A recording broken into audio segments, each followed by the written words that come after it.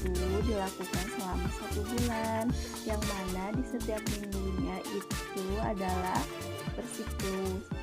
Nah, terbagi menjadi 4 siklus. Nah, siklus pertama itu adalah tentang pendampingan pembelajaran orang tua. Siklus kedua itu tentang pembelajaran di sekolah selama masa pandemi. Dan siklus ketiga itu adalah kewirausahaan ya, yang ada di masyarakat, usaha mikro seperti begitu. Nah, kemudian yang keempat itu adalah seminarnya. Nah, nanti saya akan melakukan seminar. Dan di video kali ini saya akan mendokumentasikan atau mereview ya siklus dari siklus 1 sampai siklus ketiga.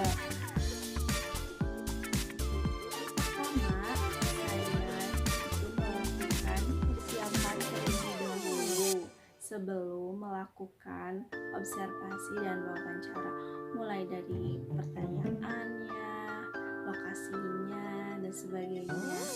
Nah, untuk hari yang kedua saya melakukan wawancara kepada orang tua, tepatnya wali ya, karena orang tua saya tidak ada kerja, jadi diwakilkan oleh kakaknya yang bernama Ibu Ida atau Kakak Ida. Dia selama orang tuanya tidak ada, dia yang mendampingi murid didiknya. Nah, murid didiknya itu bernama Giza. Nah, dia tuh kelasnya itu di TK. Nah, selama belajar di rumah, pembelajarannya itu cukup masih bisa terkendali ya, karena kan masih TK seperti itu.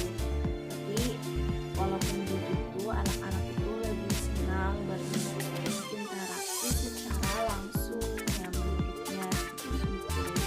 Nah, kemudian untuk narasumber yang kedua saya mewawancarai Ibu Anida, yang mana dia memiliki anak peserta didiknya itu kelas 3 ya. Nah, namanya Widya. Nah, dia itu belajarnya itu sistemnya kebebasan. Jadi pertemuannya itu seminggu sekali, malahan bilangnya tidak ada pertemuan. Jadi pembelajarannya itu kebebasan seminggu sekali. Nah, untuk kurang pahamnya itu bisa ditanyakan melalui media WhatsApp ya. Nah, kendalanya itu banyak sekali yang dirasakan oleh Ibu Aida. Salah satunya adalah anaknya itu susah belajar, rata-ratanya itu seperti itu. Sumber yang ketiga saya melakukan wawancara kepada Teh Neneng. Kenapa Teh Neneng? Dia adalah walinya, nggak sama orang tuanya karena orang tuanya itu bekerja. Nah, materi itu dilakukan oleh kakaknya juga. Nah, nama peserta didiknya itu adalah Danisan, dari kelas 2 kalau nggak salah. Dia itu kelas 2 di SDN Babakan Cianjur, sama tadi sama LJ ya, kelas 3 di SDN Babakan Cianjur. Dapat saya simpulkan bahwa dari ketiga narasumber mengenai pembelajaran pendampingan belajar di rumah itu ternyata banyak sekali kendala yang dirasakan orang tuanya dibandingkan kemudahan, tapi banyak sekali kendalanya. Selain menambah beban, bukan beban, menambah pekerjaan orang tua, karena orang tua itu mengurus rumah tangga juga udah berat, apalagi jika orang tua itu memiliki anak lebih dari satu yang sekolahnya ya, jadi agak berat, agak bertambah. Apalagi kan kalau daring itu katanya harus mengisi kuota, jadi biayanya tuh bisa diatur sedemikian, lebih banyak mengalir dia di sikap anak. Kalau anaknya itu kurang mandiri ya, jadi lebih ke sikapnya.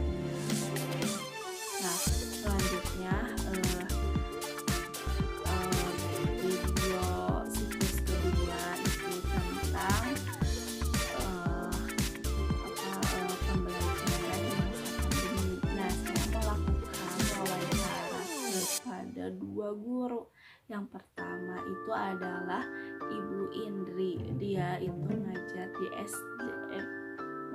dia itu mengajar di TK Tunas Inspiratif, yang mana sekolahannya itu melakukan pembelajaran secara tatap muka.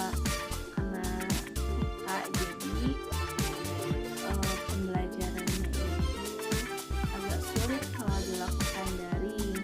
Nah, kalaupun misalnya sangat penting, jadi tidak ada pembelajaran.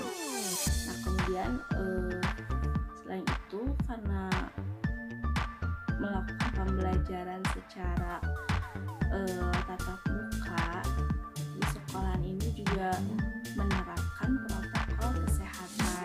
Selain itu, karena tempatnya outdoor ya, terbuka, jadi pembelajarannya pun membutuhkan jaga jarak, karena tempatnya itu seperti ruangan itu sangat terbuka sekali. Nah, kemudian untuk yang kedua itu adalah di SD, yang mana yang narasumber yang saya wawancara itu adalah ibu guru dari Sito. Nah, beliau adalah wali kelas 4 di SDN Babakan Cianjur. Nah, beliau ini sistem belajarnya itu adalah sistem daring. Nah, sistem daringnya itu belajarnya itu penugasan, sistemnya penugasan dari seminggu sekali. Jadi pengumpulan tugas itu seminggu sekali dan pemberian tugasnya pun sama, seminggu sekali. Nah, kalaupun ada yang perlu ditanyakan itu melalui media WA, dan kadang-kadang juga dilakukan pembelajaran melalui via Zoom. Begitu. Dari kedua narasumber yang sudah saya wawancarai, keduanya ini memiliki sistem pembelajaran yang berbeda. Yang pertama itu ada tatap muka di TK, dan yang kedua itu adalah pembelajaran daring di SDN Babakan Cianjur, ya. Yang mana kebutuhan yang dibutuhkannya pun berbeda ya, dengan tatap muka dan juga dengan daring. Nah, oke, yang ketiga saya melakukan di minggu ketiga ya, melakukan siklus ketiga, melakukan wawancara. Yang hari pertamanya di siklus ketiga itu saya melakukan persiapan terlebih dahulu. Seperti mempersiapkan pertanyaan semuanya, kemudian mempersiapkan tempat lokasinya, saya mau di mana. Kemudian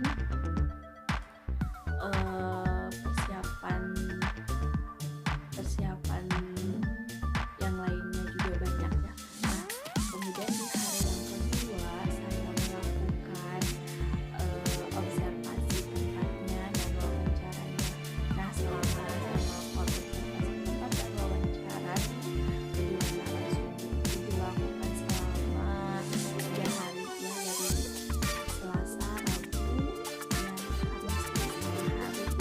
Nah, yang narasumber pertama itu adalah pengusaha toko seperti toko sembako ya, atau toko kelontong.